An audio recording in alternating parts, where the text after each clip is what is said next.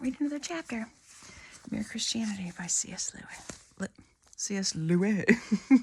C.S. Lewis. In chapter 3, the reality of the law. Okay.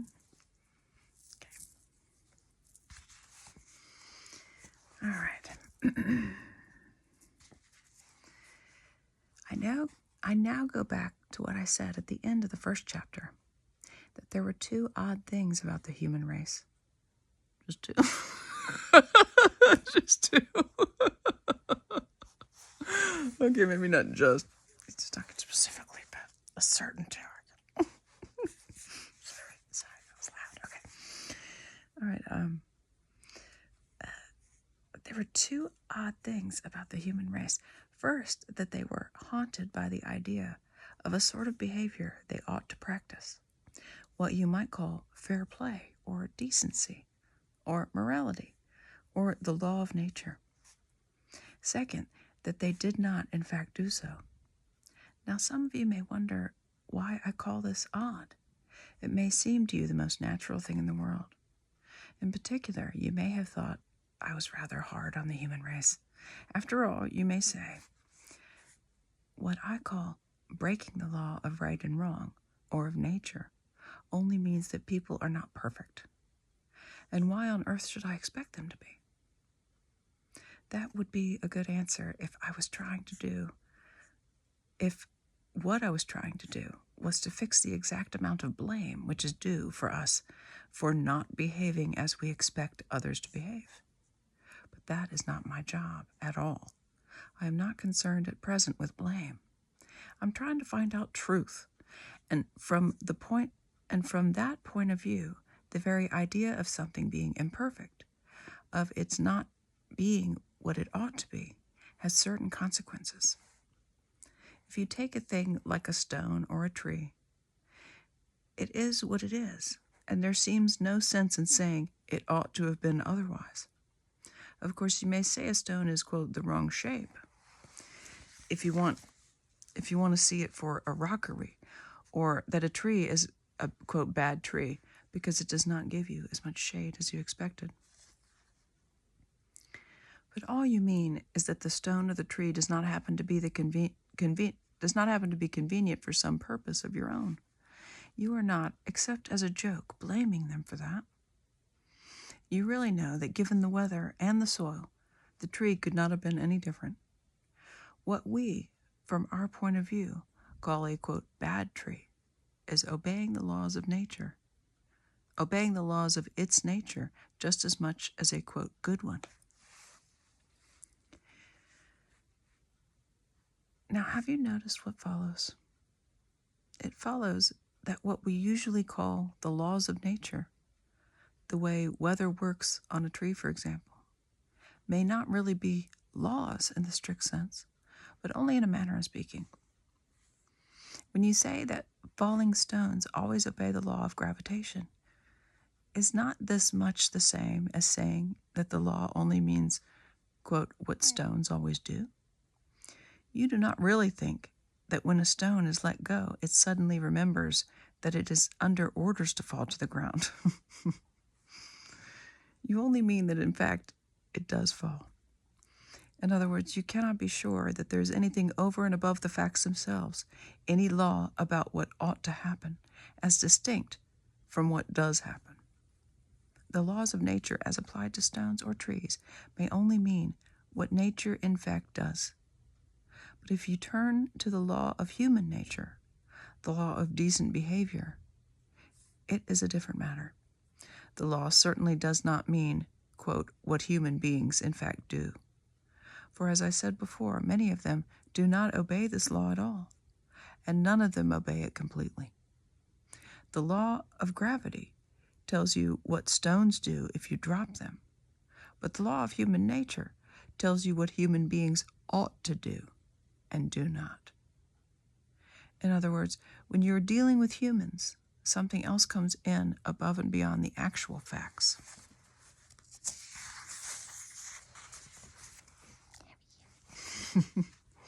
I'm a little thirsty. Hold on. I feel like I'm... Hang on.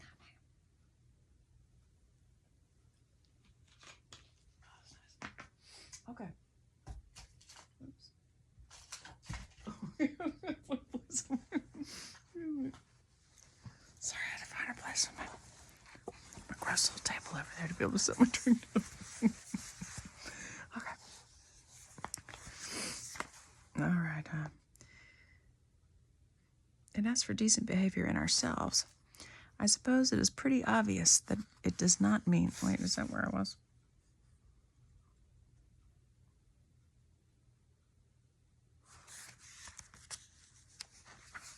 Or was I on that page? Dealing with humans, something other about the actual facts. Right. That's where I was. In other words, when you're dealing with humans, something else comes in above and beyond the actual facts. That's an interesting idea. Oop. Okay.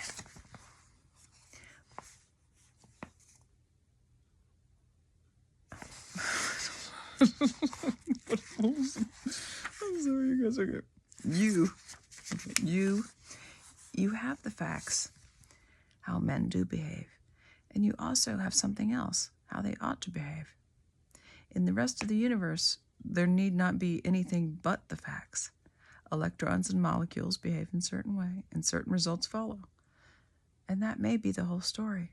But men behave in a certain way, and that is not the whole story. For all the time you know that they ought to behave differently. Now this is really so peculiar that one is tempted to try to explain it away. For instance, we might try to make out that when you say a man ought not to act as he does, you only mean the same as when you say that a stone is in the wrong shape, namely, that what he's doing happens to be inconvenient to you. Oh, I've totally already read all this. I'm a big default.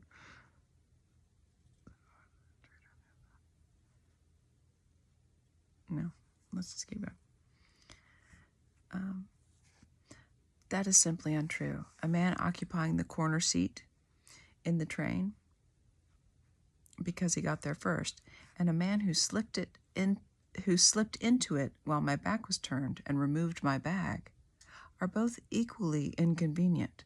But I blame the second man, and I do not blame the first. I am not angry, except perhaps for a moment, before I come to my senses, with a man who trips me up by accident. I am angry with a man who tries to trip me up, even if he does not succeed. Yet the first has hurt me, and the second does not. Sometimes the behavior which I call bad is not inconvenient to me at all, but the very opposite. In war, each side may find a traitor on the other side very useful.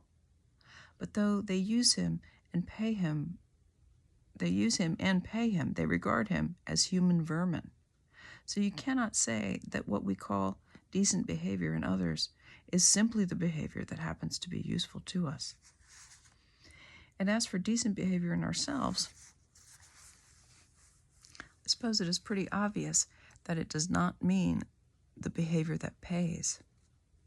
It means things like being content with 30 shillings when you might have got 3 pounds, doing schoolwork honestly when it would be easy to cheat, leaving a girl alone when you would like to make love to her.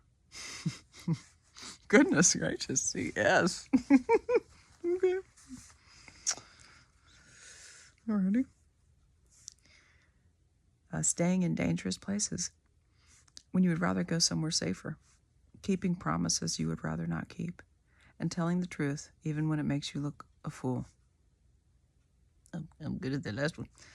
Some people say that though decent conduct does not mean what pays each particular person at each particular moment, still it means what pays the human race as a whole, and that consequently there is no mystery about it. Human beings, after all, have some sense. They see that you cannot have any real safety or happiness except in a society where everyone plays fair, and it is because they see this that they try to behave decently. Now, of course, it is perfectly true that safety and happiness can only come to individuals, classes, and nations, being honest and fair and kind to each other. It is one of the most important truths in the world. But as an explanation of why we feel as we do about right and wrong, it just misses the point. If we ask, why ought I be unselfish? And you reply, because it is good for society. We may then ask, why should I care what's good for society except when it happens to pay me personally? And then you will have to say, because you ought to be unselfish, which simply brings us back to where we started. You are saying what is true, but you are not going any further. If a man asked what was the point of playing football, it would not be much good saying, in order to score goals. For trying to score goals is the game itself, not the reason for the game. And you would really only be saying that football was football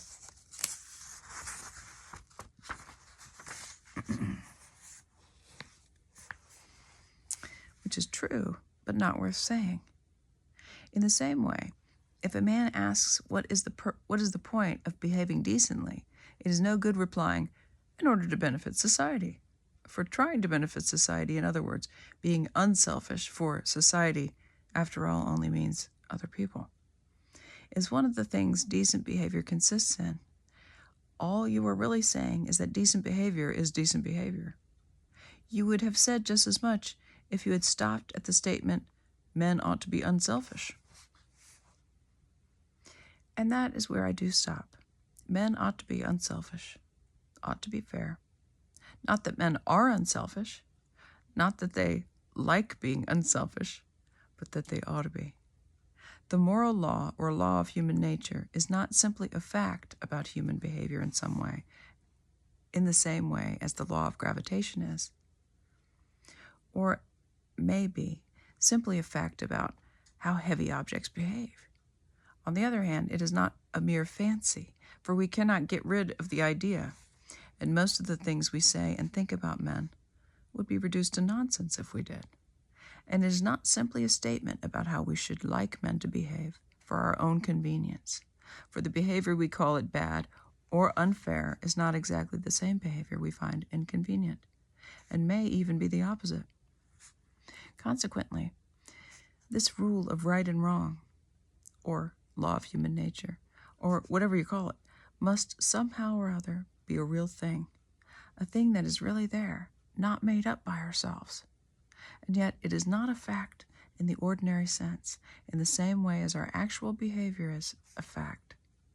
It begins to look as if we shall have to admit that there is more than one kind of reality, that in this particular case, there is something above and beyond the ordinary facts of men's behavior, and yet quite definitely real, a real law, which none of us made, but which we find pressing on us. There you go. And that's the end of chapter 3.